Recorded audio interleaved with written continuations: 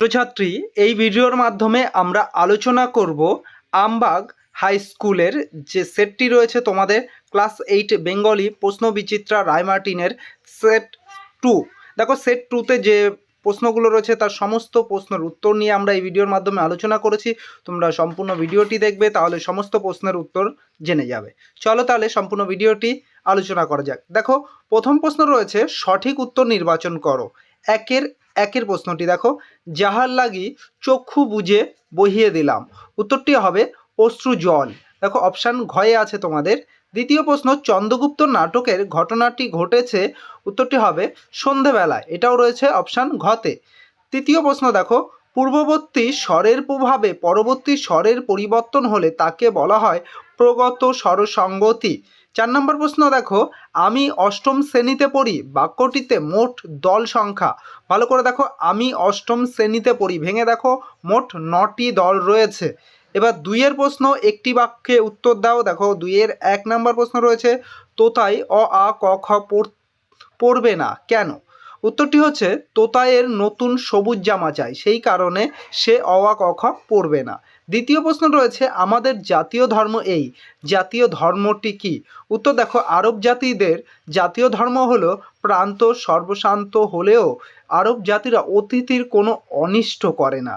তৃতীয় প্রশ্ন রয়েছে, প্রবাদ বলতে কি বোঝো? উত্তরটি দেখো, প্রবাদ হলো প্রকৃষ্ট লোকবাদ বা বহুকাল ধরে জনমানুষের মুখে মুখে প্রচলিত জনপ্রিয় উক্তিকেই প্রবাদ বলে। এবার 2 প্রশ্ন দেখো 4, যে এখানে বলেছে বাক্যের প্রয়োগ করে দেখাও, এক হাতে তালি বাজে না। উত্তরটি দেখো, দুজনেরই দোষ থেকে যে বিবাদ। তারপর 5 নম্বর 2 ধ্বনি বিপর্যয় বলতে কি বোঝো? দেখো উত্তরটি, পদমধ্যস্থ দুই ধ্বনির অবস্থানের পারিপার্শ্বিক পরিবর্তনকে ধ্বনি বিপর্যয় বলে। 6 নম্বর প্রশ্ন দেখো, দুপুরে খাওয়ার পর অপু কী করত? উত্তরটি দেখে নাও, খাওয়ার দাওয়ার পর দুপুরবেলায় অপু হাতের লেখা লিখতে মন দিয়ে মায়ের মুখে মহাভারত শুনত। 7 নম্বর প্রশ্নটি দেখো, হরিহর কার সঙ্গে মৎস্য শিকারের পরামর্শ করেছিল? উত্তরটি হবে নবীন পালিতের সঙ্গে মৎস্য শিকারের পরামর্শ করেছিল। এবার দেখো 3 দাগের প্রশ্নটি, নিচে যে কোনো একটি প্রশ্নের উত্তর দাও বলেছে। তোমরা দুটোই ভালো করে মুখস্থ করবে, এই দুটোই তোমাদের আসার সম্ভাবনা বেশি। দেখো প্রথম প্রশ্ন, হয়তো ভাবে। চড়ুই পাখি কী ভাবে কবির মনে করেন? দেখো কবি কি মনে করেছে, চোরাই কি ভাবছে? প্রশ্নের উত্তরটি দেখে নাও, কবি তারাপদ রায় রচিত একটি চড়ুই পাখির কবিতায় একটি নির্জন কক্ষে কবির বাস। পাখি মনে করে বিধাতার কৃপায় কবির অনুপস্থিতিতে এই কক্ষের সব কিছুই তারই হয়ে যাবে। দেখো এই জায়গাটাই কোভিড হয়ে গেছে, ওটা কবির হবে, হ্যাঁ, টাইপিং মিস্টেক হয়ে গেছে। এবার 2 নম্বর প্রশ্নটি দেখো, ঘটনা সামান্য খুবই, কোন ঘটনার কথা বলা হয়েছে? উত্তরটি দেখো, রবীন্দ্রনাথ ঠাকুর রচিত লেখাপড়া কবিতা থেকে গৃহীত আলোচ্য অংশে কবি অপ্রত্যাশিত আঘাতের ঘটনাকে সামান্য বলে উল্লেখ করেছেন। কোনো রকম দ্বিধা বা উদ্বিগ্ন হবার কারণ যেখানে থাকে সেখানেই আচমকা জাহাজডুবির বিপদ ঘটে যায়। সেই বিপদে বিচলিত না হয়ে জীবনের স্বাভাবিক গতিতে এগিয়ে চলা কবির মতে আকাঙ্ক্ষিত। এবার 4 নম্বরের প্রশ্নটা দেখো, 4 বলেছে, এখানেও একটি করতে বলেছে, দুটো দিয়েছে, তোমরা দুটোরই উত্তর দেখে নাও। প্রথম প্রশ্নটি রয়েছে, মাছের কালিয়া 3টে বেজে গেল, এইরকম বলার কারণ কি? উত্তরটি দেখো, প্রখ্যাত সাহিত্যিক নারায়ণ গঙ্গোপাধ্যায় রচিত বনভোজনের ব্যাপার গল্পে বর্ণিত বনভোজনের প্যালার ওপর দায়িত্ব পড়ে মাছের কালিয়া তৈরির।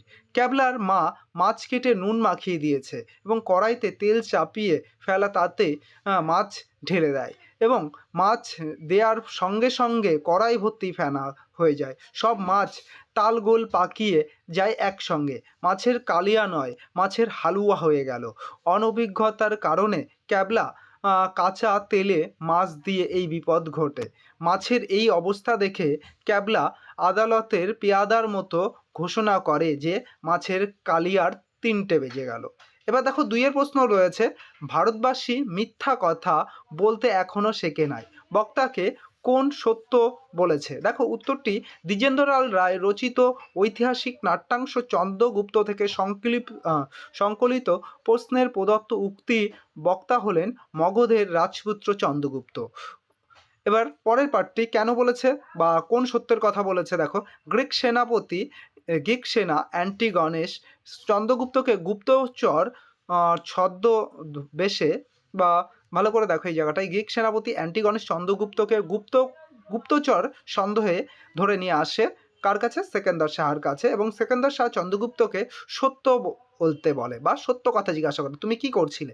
সে তখন কি করছিল তো বক্তা তার সত্য উচ্চারণ করেন বা যেটা সত্য সেটা বলেন, আমি সম্রাট বাহিনীর চালনা এবং বুর্জ রচনা এবং প্রণালী সাময়িক নিয়ম সমস্ত মাসাধিক কাল ধরে শিখছি। তাহলে কি বললো যে আমি আপনার এখানে রয়েছি 1 মাস ধরে, আপনার সেনার পরিচালনা কিভাবে সমস্ত কিছু করছেন সমস্ত কিছুই আমি এখানে সেগুলো শিখছিলাম। তোমাদের কেমন লাগলো ভিডিওটা অবশ্যই কমেন্টের মাধ্যমে জানিও, আর আমাদের চ্যানেলে নতুন হয়ে থাকলে চ্যানেলটিকে কিন্তু সাবস্ক্রাইব করে নিও।